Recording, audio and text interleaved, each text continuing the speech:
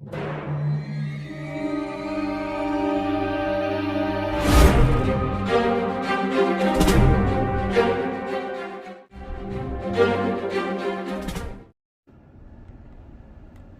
up, Cowboys Nation of YouTubers?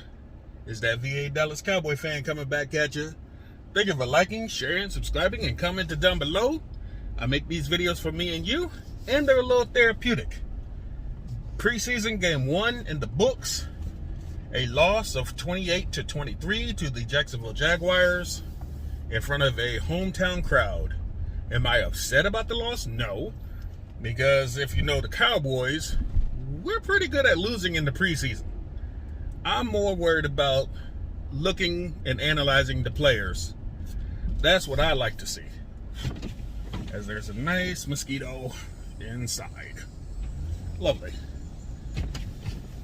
But I put on Twitter who and what I'd like to see after the first half of the game.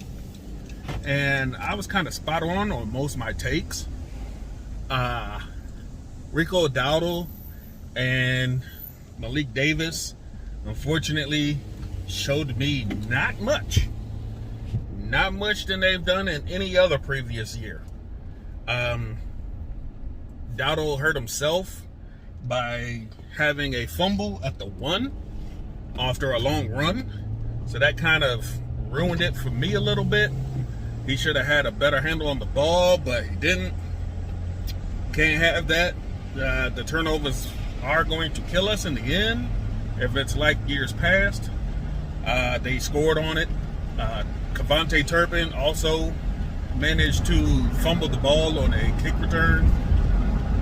They scored on that one as well. You know, a lot of people are kind of crapping on Turpin for that, and they want him gone immediately. And they'd say, well, just put Deuce back there. And it's like, why do we keep doing that? We always have a player in a position. They do a couple of stupid things once or twice, and everybody wants them gone because they think somebody's going to be better at the position. Okay, great. If that was the case, you'd have had Dez Bryant back there returning punts all the time because he's just clearly better. But that's not the case. Anyway, back to my takes. The running back situation, Deuce Vaughn clearly looks like RB2 right now, unless we see him go up against the starters or the second stringers in the next couple games, so we can really see what he can do instead of the 3 and 4s. I like to see what Davis and Dowdle will do against 3 and 4s if they just switched how they rotated this game. They're going to need somebody to still play pass pro because none of those guys fit the bill for protecting your quarterback, especially if your offensive line is going to look as bad as they did. There's a couple of bright guys on the offensive line that tried to show up, but you could tell that, we're going to need a lot of help on that depth. If Zach Martin does not sign and he decides to just show up when he wants to, it's more work for the backups, but it also doesn't help your analysis of your offense because they're getting squashed every time they go on the field. Will Greer, he was running for his life back there if he wasn't getting the ball off. Everybody played fast, but still, they got to give him a couple seconds to get the ball out, which just wasn't happening all the time. All the tight ends look great. I had that one. The receivers, it looks like Semi Fehoko is probably the odd man out because Jalen Brooks and Jalen Tolbert both look way better this year. Rookie and second year stepping up. That's great. They proved in preseason right now that they have what it takes. We'll have to see, a little more of it to be sure. Quarterback situation, Cooper Rush is Cooper rushing. And Will Greer looked a lot better. He's having a better handle of the offense. which is saying a lot for Mike McCarthy. And the fact that Greer said he's emulating all his characteristics from Dak. So it's kind of showing, even though people will still hate and shit on Dak, blah, blah, blah. You know, this guy's better than that guy, blah, blah, blah. Defense. Our defense looks like our defense. If it wasn't for the turnovers and the quick turnaround for our defense going right back on the field after they had 3 and outs, they were actually pretty darn good. For backups going against starters, the corners played well. Bland, I saw quite a few plays from him. The linebackers, Overshawn, Cox not so much, but Clark definitely.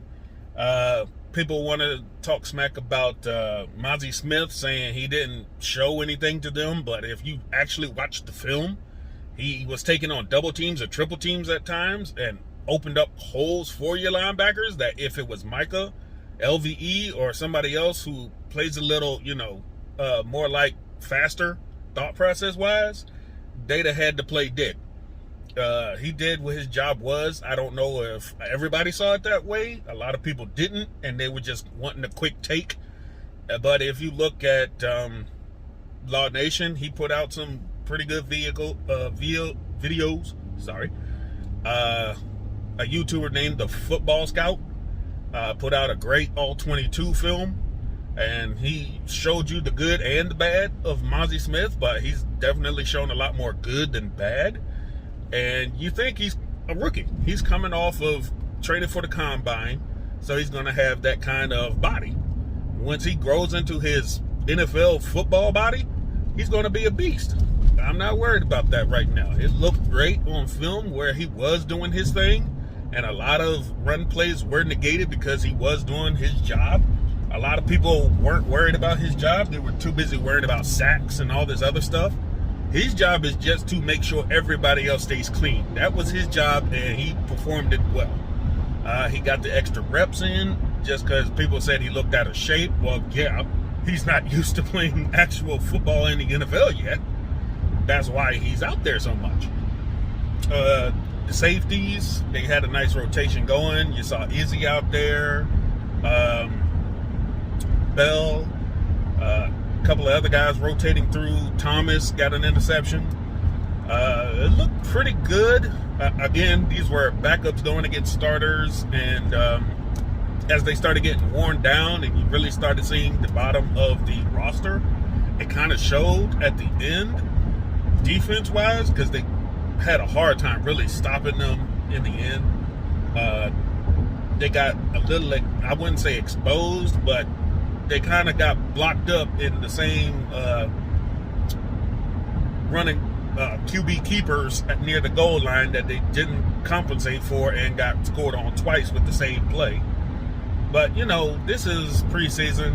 We're here to study. We're here to analyze players, not so much the score. Hopefully we see some better takeaways in the second game. We'll get more looks of the running backs, more looks of our tight ends, and our wide receivers on offense. The quarterbacks, if they can get the ball to them, I'd love to see all of it.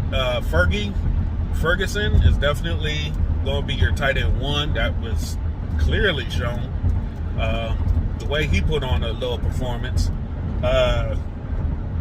The offensive line, again, going to have to step up something just to let these quarterbacks get the ball out. Defense, I don't really have too many gripes.